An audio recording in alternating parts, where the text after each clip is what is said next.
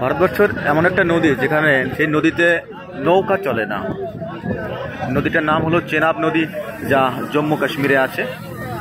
সেই নদী আমরা এখন পার হব। আমরা দেখতে পাচ্ছি সেই নদীটায় পাহাড়ে উপর থেকে আমরা নিচের দিকে আসছি। নদী পার হবার কিছু সময়ের মধ্যেই এই হলো চেনাব নদীর ব্রিজ। সুন্দর একটা দৃশ্য।